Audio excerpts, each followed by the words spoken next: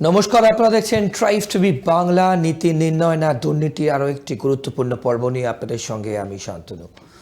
আজকের অনুষ্ঠান অর্থাৎ আজকের পর্ব শুরু করবার আগেই আপনারা প্রত্যেকে জেনে গেছেন বিধানসভা যত নির্বাচন এগোবে তত এইসব ঘটনা, এইসব কাণ্ড আরও বাড়বে। হয়তো বিধানসভায় বিনজির সংঘাত মানে বাকযুদ্ধ বলা যায়, যেখানে শাসক এবং বিরোধী।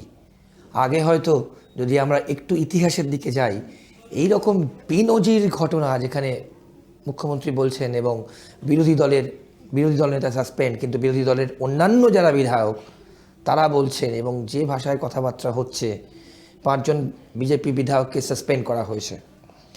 এখন আমি বলছি, প্রশ্ন হচ্ছে যে যত দিন এগোবে বিধানসভা নির্বাচন, পুজোর পরে কিন্তু ঢাকে কাঠি পড়ে গেছে বলা যায়, আরও কিন্তু ঢাকের আওয়াজটা বাড়তে শুরু করবে। আবার মানুষজন, আপনারা প্রত্যেকে কিন্তু কি হতে যাচ্ছে, কি হতে পারে, এরকম একটা ন্যারেটিভ কিন্তু যত দিন যাবে আপনাদের মনে ঘুরবে। কিন্তু ইন্টারেস্টিং ব্যাপার হলো, কংগ্রেস এবং বাম তাদের কোনো রোল নেই এখানে। তারা কি করবে আগামী দিনে, বিশেষ করে কংগ্রেস কি করবে? তৃণমূলের সঙ্গে 2011-তে কিন্তু তাদের বিরাট একটা পার্ট ছিল ক্ষমতায় আনা, তারপর তারা কিন্তু তৃণমূলের সঙ্গে আর নেই। বলা যায় তৃণমূল তাদের দিকে মুখ ফেরা তাকায়নি, মুখ ঘুরিয়ে নিয়েছে। তাহলে 2026-এ লড়াই কিন্তু কঠিন হতে যাচ্ছে, অনেকেই বলছেন। তাহলে কংগ্রেস কি করবে? আবার কি বামেদের সঙ্গে জোট করবে, নাকি আবার কংগ্রেসের কিছু কিছু তৃণমূল শাসক দলের ঘেঁষা নেতা নেত্রীরা আছেন, আবার অনেকে আছেন যে না, এই জোট চাই না?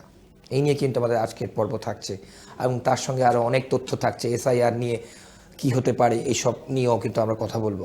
আপনাদের সাথে পরিচয় করে দেবো আজকের পর্বের যিনি অতিথি আমার বাদিকে বসে আছেন, কংগ্রেস নেত্রী সুদীপ্তা রয় চৌধুরী মুখার্জি। সুদীপ্তাদি, ট্রাইব টিভি স্টুডিও আপনি প্রথমবার এসছেন এবং এই অনুষ্ঠানে আপনি প্রথমবার এসছেন, আপনাকে স্বাগত। প্রথমেই আমি যে প্রশ্ন করলাম এবং দর্শকদের আমি যেটা দিয়ে শুরু করলাম, বিধানসভায় যে ঘটনা ঘটেছে, যেখানে মুখ্যমন্ত্রী একদিকে যা বলছেন এবং বিরোধী দলের প্রধান বিরোধী দল বিজেপি তার যারা বিধায়ক, বলুন, আপনার তো কোনো রোলই নেই এখানে। না, আমার রোলটা বড় কথা নয়, আপনাদের। হ্যাঁ, আমি বা আমার দল কেন, বিজেপিরই বা এখানে কি কেমন ভূমিকা আপনি দেখতে পাচ্ছেন? মুখ্যমন্ত্রী নিজেই বলে দিচ্ছেন, পয়েন্ট টু বি নোটেড, যে আপনারা প্রধানমন্ত্রী বদনাম করছেন, আমি বলে দেবো আপনাদেরকে যাতে দল থেকে সাসপেন্ড করে দেওয়া হয়। নজিরবিহীন। আমরা এতকাল বলে এসেছি যে তলায় তলায় সেটিং আছে। জব সেটিং হওয়া, তো আজকে মুখ্যমন্ত্রী বলে দিলেন, একদম নাচতে নাচতেই প্রায় বলে দিলেন, জব সেটিং হ্যাঁ তো ডরনা কিয়া। এই সেটিং নিয়ে উনি বলে দিলেন, উনি মোদিকে বলে দেবেন ওর দলের কাকে কাকে দল থেকে চালিয়ে দিতে হবে। এবং উনি বলছেন, আমরা কি প্রধানমন্ত্রীকে বলছি, আপনারা বলছেন? কি নজিরবিহীন ঘটনা! এমনিতেই মমতা বন্দ্যোপাধ্যায় আসার পর থেকেই অনেক নজিরবিহীন ঘটনা আমরা দেখতে পাই। যেমন রাকেশ রোশন চাঁদে চলে যায়, গিয়ে একটা 1500 কেজির বাচ্চা দেখতে পায়। আবার ঈশ্বরচন্দ্র বিদ্যাসাগর সতীদাহ প্রথা রদ করে। রকমারি ঘটনা নিয়ম ঘটতে থাকে, আমরা দেখতে পাই। এর শেষ উজ্জ্বল উদাহরণ সেটিং তত্ত্বের প্রতিষ্ঠা পেয়ে গেল মমতা বন্দ্যোপাধ্যায় যখন বললেন যে তিনি কথা বলবেন বিজেপির কোন বিধায়ককে দলে রাখা যায়, কোন বিধায়ককে দলে রাখা যায় না, আর কারোর কিছু বলার থাকছে না। বেশ, না, আমার প্রশ্ন সুদীপ্তাদি, এরকম তো বাংলার ইতিহাসে কি এরকম ঘটনা ঘটেছে, যে ভাষায় কথা হয়েছে এবং যে ভাষায় একে অপরকে আক্রমণ করেছে? আপনার তো রাজনৈতিক অভিজ্ঞতা প্রচুর। মমতা বন্দ্যোপাধ্যায় ক্ষমতায় আসার পর থেকে বাংলার ভাষার মান নেমেছে, এখানে কোনো সন্দেহ নেই। তবে আমি আপনাকে এই কথাও মনে পড়াই, 2011 সালে মমতা বন্দ্যোপাধ্যায় যখন ইলেকশন হচ্ছে, বামদের একজন MP, আমার এই মুহূর্তে নাম মনে পড়ছে, তিনি বলেছিলেন মমতা বন্দ্যোপাধ্যায় ঘরে আগে ছোটবাবু বসাতেন, এখন ঘরে বড়বাবু বসাচ্ছেন। এই ধরনের ভাষাও আমরা, এবং এটাও ছিল কথা যে এক নেত্রী দিল্লি থেকে আসবেন নন্দীগ্রামের পরে, তাকে নাকি কি সব দেখাবেন বাম মহিলারা, পশ্চাৎদেশ দেখাবেন, তারই সমস্ত বলেছিলেন। তো ভাষার অবনমন বাম আমল থেকেই শুরু হয়েছে। বামেরা যেমন এখন বলছে যে ভয়ানক তারা সংস্কৃতি পরায়ণ, সেই সত্য কিন্তু প্রতিষ্ঠা পাচ্ছে না। মমতা বন্দ্যোপাধ্যায় বিষয়টাকে আরো মাটির দিকে টেনে না আনতে গিয়ে মান নামিয়ে ফেললেন।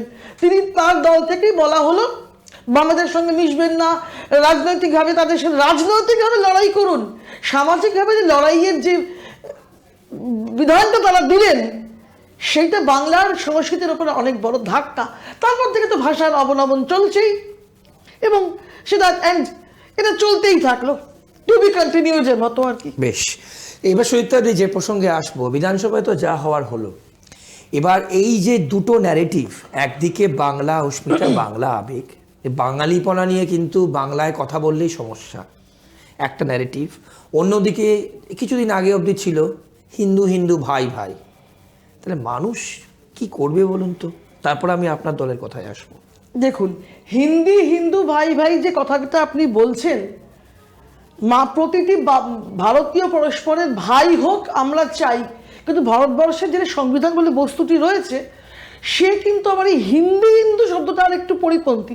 তার অবস্থান হচ্ছে প্রতিটি ভারতীয় ধর্ম ভাষা নির্বিশেষে প্রত্যেকে ভাই হলে তাহলে ওই সংবিধান নামে লাল বইটার মান্যতা রক্ষা পায়, তার বক্তব্যগুলি প্রতিষ্ঠা পায়।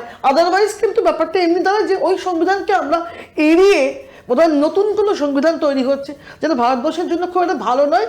এবং ভারতবর্ষের এতদিনকার যে সংস্কৃতি, জাতীয় সংহতি, নানা ভাষা নানা মতের যে ভিতরেও যে ভারতবর্ষের যে এসেন্স, সেটা নষ্ট হয়ে যায় কিন্তু।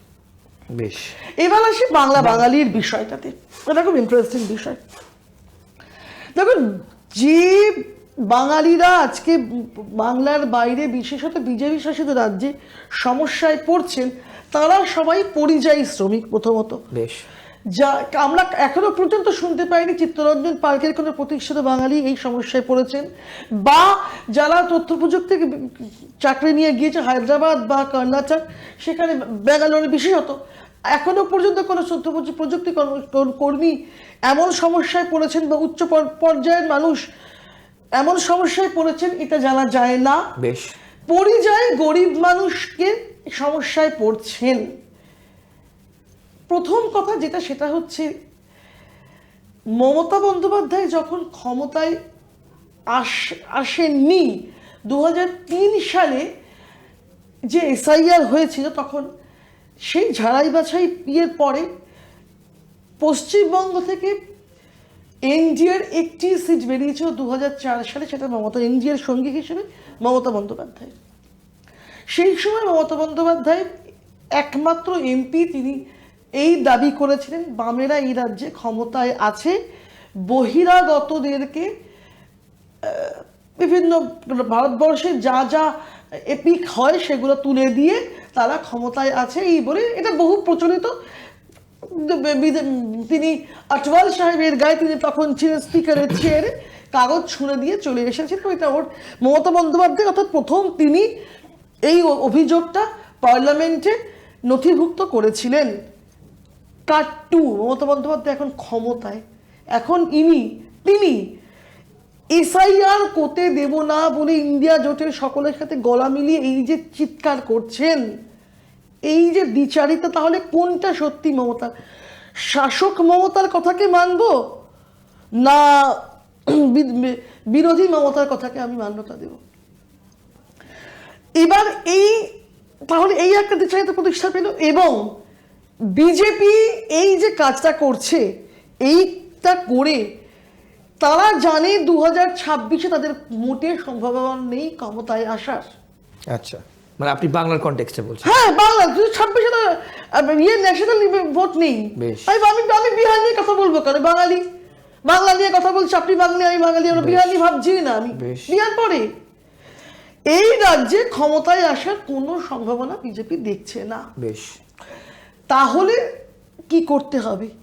কংগ্রেসকে আটকাতে গেলে, মমতাকে যদি ক্ষমতায় না রাখতে পারে, তাহলে তো মানে বিজেপির সুবিধে হয় না। কারণ মমতা তো সত্যিকারের বিজেপি বিরোধী নন। তার মানে আপনি বলতে চাইছেন যে তৃণমূলকে বিজেপি ক্ষমতায় রাখবে? একেবারেই না হলে তৃণমূলের হচ্ছে কাস্টোডিয়ান সরকার, যার আন্ডারে বঙ্গ বিজেপির ট্রেনিং চলছে। আচ্ছা, আমি উদাহরণটা দিই আপনাকে, কেন আমি এই কথাটা বলছি। আমার কথা তো প্রতিটি কথা প্রতিষ্ঠা করতে হবে আমাকে সত্যের মতো। আরজি করের মতো যে ঘটনা ঘটলো, অত বড় ঘটনা, তারপরে এসেছিলেন আমাদের রাজ্যে স্বরাষ্ট্রমন্ত্রী অমিত শাহ মহাশয়। সেই সময় আমার অবস্থান ছিল বিজেপিতে। আমি সেই প্রসঙ্গে পরে আমি বলে দিলে পরে আপনার তারপরে আমরা ওই প্রসঙ্গে আমি পরে ঢুকবো। আমি জানি, আমি দায়িত্ব নিয়েই বলছি,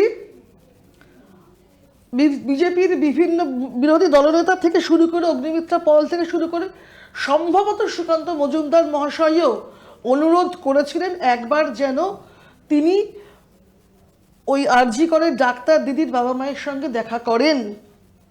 যদি সেটাও সম্ভব না হয়, অন্তত তারা যেন মঞ্চে থাকেন বা তারা যেন নিয়ে এসে দেখা করার কিছু ব্যবস্থা হোক।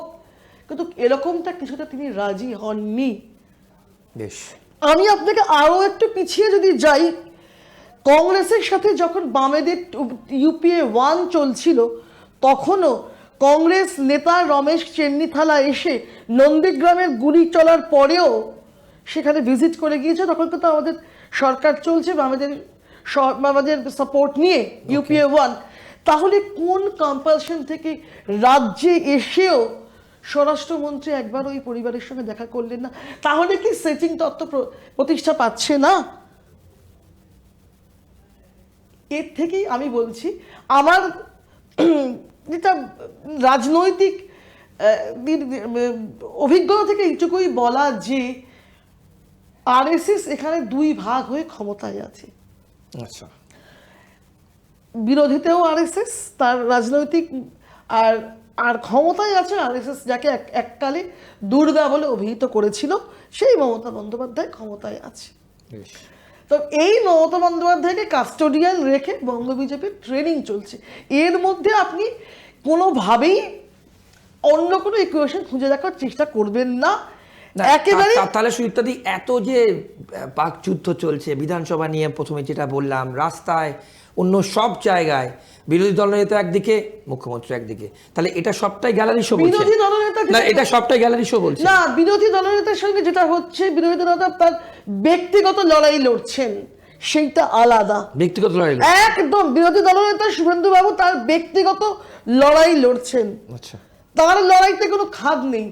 কিন্তু মমতার সঙ্গে দিল্লির বিজেপির এমন একটা, এবং তথা আরএসএস এর যে গঠবন্ধনটা রয়েছে, এর মানে আপনি এত সহজেই নাকি ভাঙতে পারবেন না। আমি আপনাকে উদাহরণ দিয়েছি, এত বড় ঘটনাকে যদি বিজেপি ব্যবহার করতে না পারে, তার কোনো ফলন যদি আমরা দেখতে না পাই, তাহলে মানুষের সঙ্গে তো প্রতারণা করা হচ্ছে। হ্যাঁ, এটা আমি তো সেটাই এতক্ষণ ধরে আমি সেটাই বলতে চাইছি। এই যে যুদ্ধ খেলা চলছে, তা আসলে মানুষকে প্রতারণা করা হচ্ছে।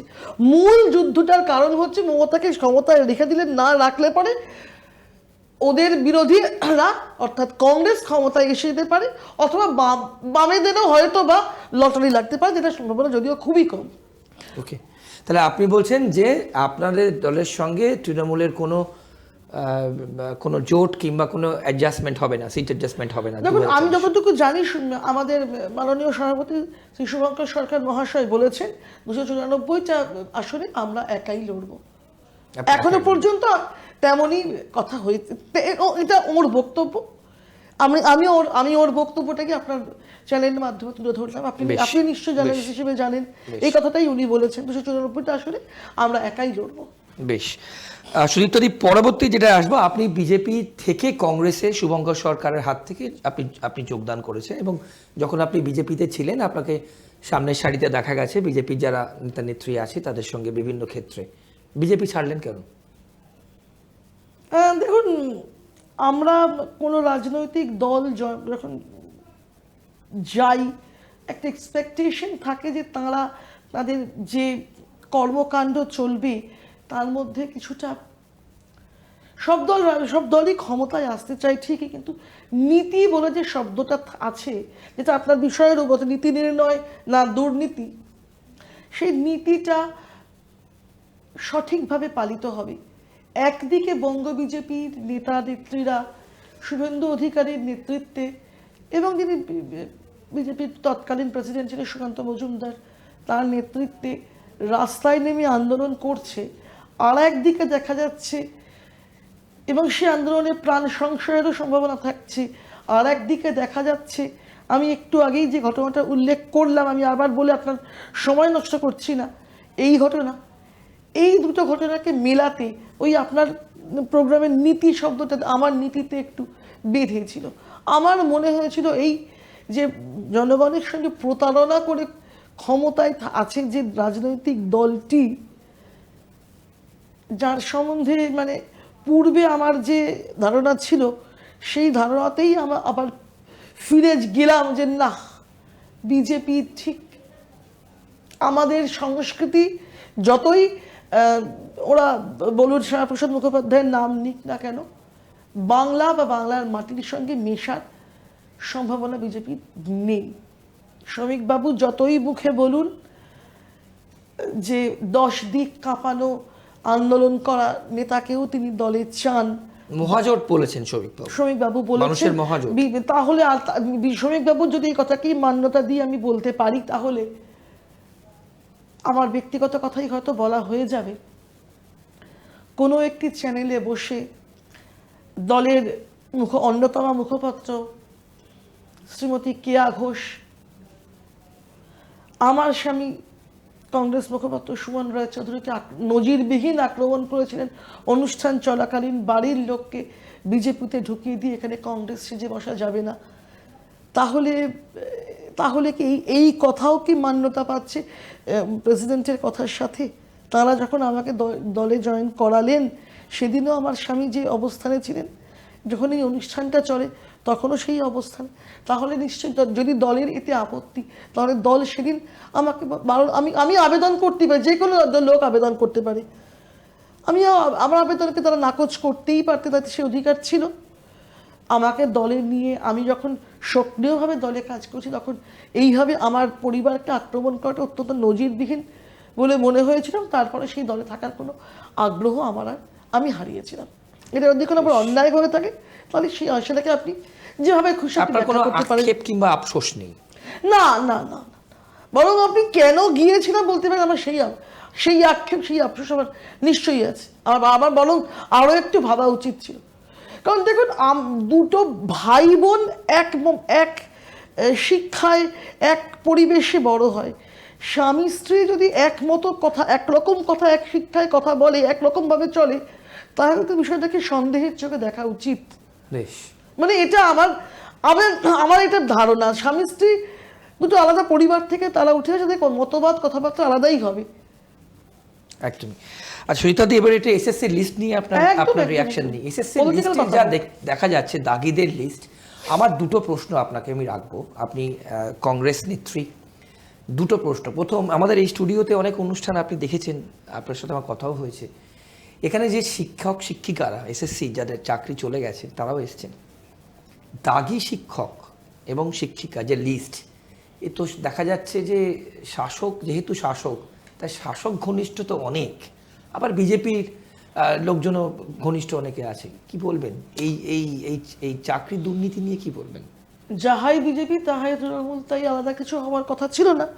এবং চাকরি দুর্নীতির ক্ষেত্রেও তো আপনি দেখতে পেয়েছেন বিজেপির কেউ রয়েছেন। আবার অবশ্যই দেখা গেছে যে তারা, মানে ইতিহাস খুলে দেখা গেছে তারা যখন ওই দুর্নীতিতে করেছিলেন তখন তৃণমূলে ছিলেন, বিজেপিতে গিয়ে আবার ভালো হয়ে গিয়েছেন। বেশ, তো ওটা তো হয়ই, ওটা চলছেই। তখন আপনিও তো গেছিলেন। না, আমার নামে কোনো দুর্নীতির অভিযোগ নেই। আমি কোনো দুর্নীতি করে গেছি বলে কি আজ অবধি কেউ বলতে পারবে না। বেশ, আর আমি সত্যি, আপনি যদি সেইভাবে দেখেন, আমি তৃণমূলের কোনো সক্রিয়, আমি তৃণমূলকে মানে ওই যাকে বলে মমতা বন্দ্যোপাধ্যায় স্বেচ্ছাশ্রম দিতে বলেছেন শিক্ষকদের, আমি তৃণমূলকে কিছু স্বেচ্ছাশ্রম দিয়েছিলাম, যেটা পঞ্চস্তরে পরবর্তীকালে পর্যবসিত হওয়াতে আমি বিজেপিকে আবার ভুল করে স্বেচ্ছাশ্রম দিয়ে ফেলেছি। তো সে আবার আলোচনা থাক, আপনি আসুন এসএসসির কথাতে আমি বলি। সেটা হচ্ছে যে, আমি বলছি না, মাননীয় বিচারপতি কালকে বোধহয় বলেছেন যে সরকার পক্ষের সমস্ত মায়া মমতা আগ্রহ উৎকণ্ঠা অযোগ্যদের প্রতি, শকিং, হ্যাঁ শকিং শব্দটা তিনি ব্যবহার করে বলেছেন যে অযোগ্যদের প্রতি সমস্ত মানে তাদের সমস্ত আগ্রহ, একদম। কারণ সেখানেই তারা কমিটেড, সেখান থেকেই তারা খুব ভদ্র ভাষায় বলতে ইচ্ছে বললে জিনিসটা দাঁড়াবে না, তাই এই তারপরে টাকা নিয়েছেন। টাকা নেওয়া, যে টাকাটা আমরা দেখতে পেয়েছি শিক্ষামন্ত্রীর বান্ধবীর বাড়ির থেকে বেরিয়েছে এবং আরো আরো অনেক জায়গা থেকে সেই সব টাকা আপনার ইডি সিবিআই উদ্ধার করেছে, সেই টাকার প্রতি কমিটেড বলে দাগির বাইরে আর কিছু ভাবতেই পারছেন। এবং মুখ্যমন্ত্রী নিজেও বলছে দাগিদেরকে আমি অশিক্ষক করে দেব। এবার যারা শিক্ষাকর্মী তারা আবার বলছেন না আমরা পড়াবো। এবার নাও ঝামেলা বাঁধলো নিজেদের মধ্যে, তাহলে বেচারা হয়েছে, বেচারা বলেছে একদম একদম তাই তো। বাংলার মানুষের এখন পরিচয় বাঙালি নয়, বেচারা। বেচারা বললেও বেচারা আর বাঙালি এখন সমার্থক। শিক্ষিত বাঙালির আর কোনো জায়গা নেই। পড়াশুনো শিখে এখন রাস্তায় দাঁড়িয়ে থাকে, মানে লেখাপড়া করে যে গাড়ি চাপা পড়েছে, এখন এস্টাবলিশ বাঙালি, এটাই সত্যি। লেখাপড়া করেছে, গাড়ি চাপা পড়েছে, বেশ বেশ গাড়ি ঘোড়া চলেছে, ওগুলো অবসলিট হয়ে গিয়েছে। লেখাপড়া করেছে, গাড়ি চাপা পড়েছে। কি হবে এদের ভবিষ্যৎ সুযোগটা দেই। বাংলার সুবল সোরেনের মতো একজন মারা গেলেন, তার মেন্টাল স্ট্রেসের জন্য আরো কত মানুষ, এরকম আরো অনেক মানুষ অসুস্থ, তাদের জীবন, মানে মমতা বন্দ্যোপাধ্যায় ক্ষমতায় এসেছিলেন, আসার সময় বলেছেন তিনি নন্দীগ্রাম এবং সিঙ্গুরের কৃষকদের জীবন জীবিকার লড়াইতে তিনি এস্টাবলিশ করতে চান এবং এই লড়াইকে তিনি মান্যতা দিয়েছিলেন, তিনি এগিয়ে এসেছিলেন। সেইটা যদি একটা জীবন জীবিকার লড়াই হয়, তাহলে আজকে এই এত শিক্ষক এবং শিক্ষাকর্মীরা যারা প্রায় কতগুলি বছর হয়ে গেল, হতে 1 বছরের ওপর, মানে 2019 সালে উনি আশ্বাস দিয়েছিলেন আরো একটা 24 গেল, আর একটা পার্লামেন্ট ইলেকশন চলে গেল, আরো একটা অ্যাসেম্বলি ইলেকশন আসতে চলেছে। এই সমস্যার কোনো সমাধান হলো না এবং হওয়ার কোনো সম্ভাবনাও সহজে দেখা যাচ্ছে না। এও তো একটা জীবন জীবিকার লড়াই। সেই লড়াই মমতা বন্দ্যোপাধ্যায়, তাহলে এই লড়াইতে মমতা বন্দ্যোপাধ্যায়ের ভূমিকা দেখা যাচ্ছে তিনি শুধুমাত্রই দাগিদের প্রতি কমিটেড। তার সমস্ত উৎকণ্ঠা, আবেগ, ভালোবাসা, কেন এটা কেন বলছেন, কেন কমিটেড, কেন তারা হলে সত্য বেরিয়ে আসে। তার দল যে চাকরি চুরি করেছে, তার দল যে চাকরি চুরিকে, এবং তিনি যে এই আমি কিছু জানি না, আমাকে যেমন 2016-তে বলছেন আমি তো জানতাম না, জানলে টিকিট দিতাম না, তাই উনি আরো একটা কথা বলছেন 2016-তে 294-তে আমি ক্যান্ডিডেট। তারপরে 294 পরে ক্ষমতায় এলেন এবং যারাদের টিকিট দিয়েছে তারা কিন্তু মন্ত্রীও হলেন। মমতা বন্দ্যোপাধ্যায়, এই হচ্ছে মমতা বন্দ্যোপাধ্যায়ের চরিত্র। কংগ্রেসের ঘাড়ে চড়ে ক্ষমতায় এলেন। 2012-তে ইউপিএ 2 ছাড়লেন কেন? এফডিআই বিল নিয়ে। এফডিআই বিল খায় না মাথায় মাকে মমতা বন্দ্যোপাধ্যায়ের দল ভালো করে ব্যাখ্যা করতে পারবে? বেশ, যদি এফডিআই বিল হচ্ছে ফরেন ইনভেস্টমেন্ট, সেক্ষেত্রে তো এই রাজ্যের কিছু মানুষ উপকৃতই হতো। এই রাজ্যের মানুষ পরিযায়ী, এই রাজ্যের সবচেয়ে বেশি গিগ কর্মী, গিগ ওয়ার্কার্স এই রাজ্যের সবচেয়ে বেশি। যে ফরেন ডিরেক্ট ইনভেস্টমেন্ট যদি কিছু হতো, তাই পশ্চিমবঙ্গে তার লাভই হতো, লোকসান হতো না। মমতা বন্দ্যোপাধ্যায় ওই ছুতোয়, এখন হয়তো অনেকের মনে নেই, আমার এফডিআই বিল নিয়ে উনি বেরিয়ে এলেন।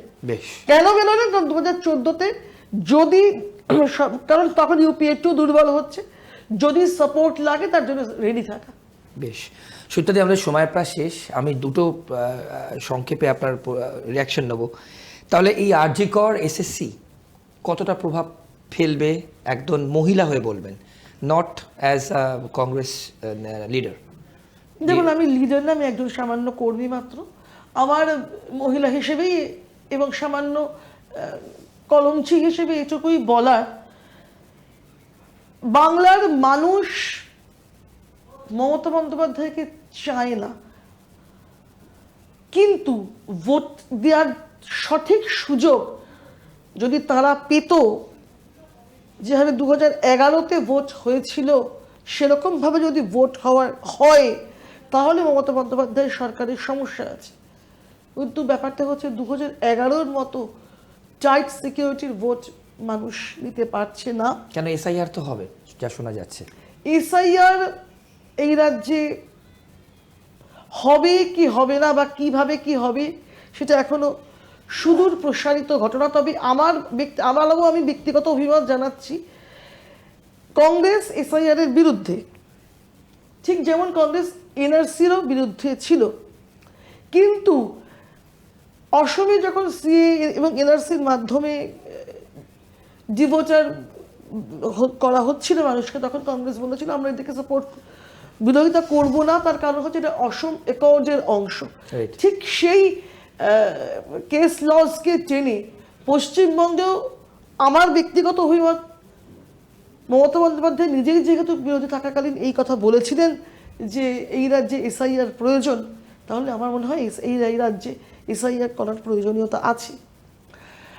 আর মহিলা হিসেবে আমার এটাই বক্তব্য যে অনেক ভাতা উনি দিচ্ছেন, যে ভাতাগুলো শিক্ষিত বাঙালি তৈরি করছে না, একটা নুব্জ মানুষ তৈরি করছে, যে নুব্জ মানুষেরা একদম। কখনো একটা মানে কি বলবো, এমন বাংলা গড়বে না যে বাংলা নবজাগরণের কথা বলেছে, যে বাংলা থেকে ঈশ্বরচন্দ্র বিদ্যাসাগর এবং রাজা রামমোহন উঠে এসে মেয়েদের অনেক সমস্যার সমাধান করতে পেরেছিলেন, তেমন কোনো শিক্ষিত বা বাঙালি উঠে আসার সম্ভাবনা নেই, কারণ শিক্ষার তো কোমর ভেঙে দেওয়া হচ্ছে।